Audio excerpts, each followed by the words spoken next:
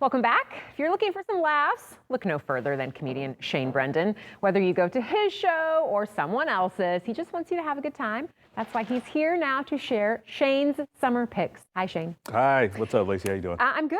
You come on periodically, to tell us about comedy shows and events that are worth the money, worth going to, in your opinion. So one of your suggestions is for this weekend, the Portland Sketch Comedy Festival.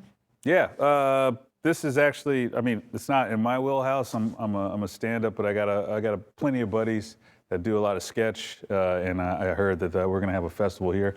Portland has a pretty good history of having different kinds of like comedy festivals, stand-up, sketch, improv.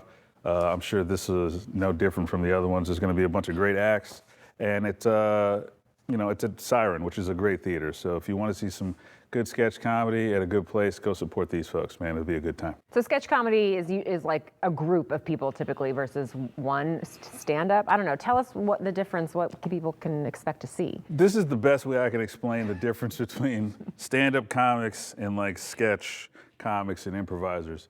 You know how Batman is just dark and brooding and by himself because somebody killed my parents or whatever, and he's just sad all the time? That's a stand-up comic. Improvisers and sketch comedy people are like the Avengers. They gotta be a whole team of them just to get the job done. I'm not saying that stand-up comics are better. I'm just saying it's a different type of superpower. Got it. Thank you for that explanation. Okay, next weekend, it's Pickathon, which most people know as a music festival, but you'll be there. Yes, Pickathon uses one stage for just comedy, and me and a couple of my buddies will be there. I'll be there. Laura Peak is going to be there. Amy Miller, Sean Jordan, Julia Corral.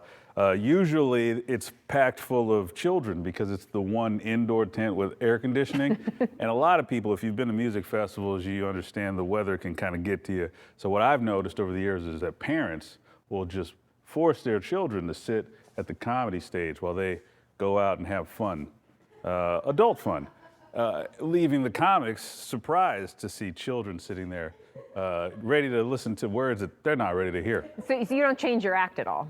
I don't. No, I'm not changing anything. All right, parents. Sometimes these kids got to learn the hard way. And they can learn at Pickathon. Get your tickets now. It's going to be a good time. Okay, and this usually happens every Friday in the summer. Not tonight, they're taking a break, but Comedy in the Park. Comedy in the Park by the good folks over there at Kickstand Comedy. They pack out Laurelhurst Park every Friday, not this Friday like Lacey said. But yeah, you have some of the best local regional comics, a lot of comics traveling through. They come out there. Last time I checked, there's like on average about 1,000 or 2,000 people that sit out there for the show.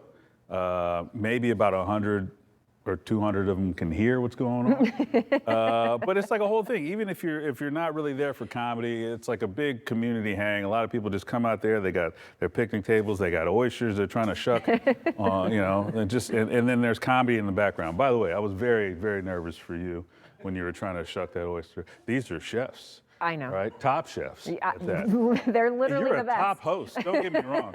But at times like that, I was like, how can I secure a reoccurring job on this show? I can be like your hand stunt double. That's it. Why didn't you suggest that beforehand? I just wanted to get you on camera committing to it. Okay. Deal. Yeah. Right. Okay, well now I have to brag about you because you opened for Michael Che last weekend at Helium Comedy Club. Of course, Michael Che on Saturday Night Live. Yeah, big show. It's a little show. How did it go? I heard from friends in the audience that you did amazing. I did pretty good. So a lot of people are like, man, I've never seen anyone do that well. And and it's true. I went up there and I did my job. Michael Che, he's a great comic.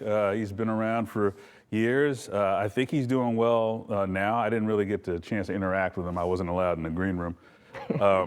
But that's just what happens when you get to a certain level. They call it the old SNL handshake is what they call it. Okay. Yeah, it's like, don't make eye contact with me.